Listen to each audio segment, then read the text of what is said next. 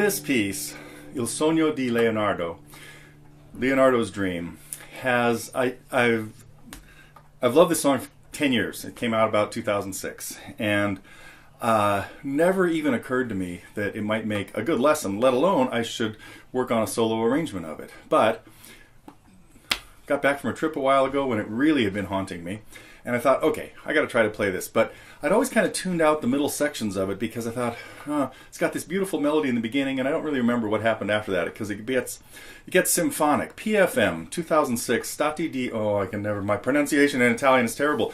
Imaginazione or something. Anyway, but the point of this is Franco Mussida, the guitar player for PFM, since they started in the either 1970, 69 maybe, has done some phenomenal parts of songs, and he's one of the best guitar players. One of the prerequisites of being what I would call a high-level progressive rock band is everybody in the band has to be a virtuoso, and his pieces show it. Some of the guitar parts. So I hope you watch some of their videos because the guitar playing that happens in them is just dazzling.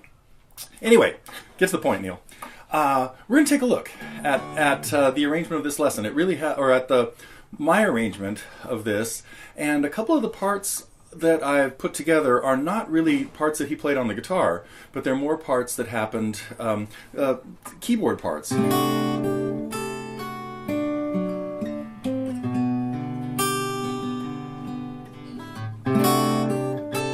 That's the B section. The A section, that's what we're going to look at first. I'm going to break this up into obviously, my usual MO, a few different. We have this beautiful melody in the beginning. And that little part right there has a couple of the techniques that are really important in this song. One is sliding kind of gently into melody notes. And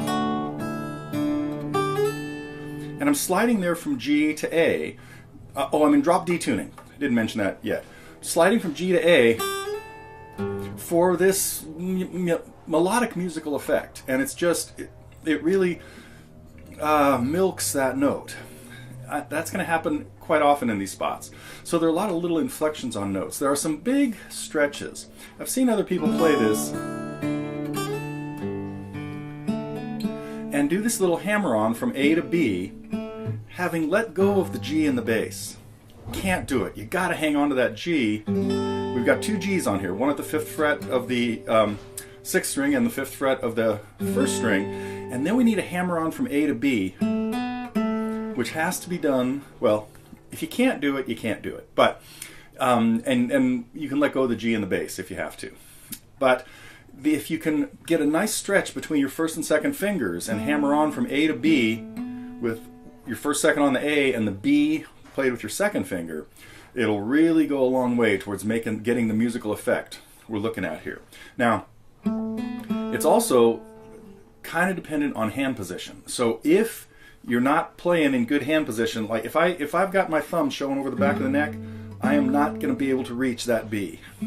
So wrist low, thumb on the back of the neck, a lot of space between the bottom of the neck and the palm of your hand, and then if you put those two G's on there and these fingers are nice and round and open, you should be able to do that. Anyway, we'll break down all of the cool little techniques that happen in this song, but let me stop rambling on about it, and let's take a look at section A. In the next segment, we'll talk about the intro and the first part.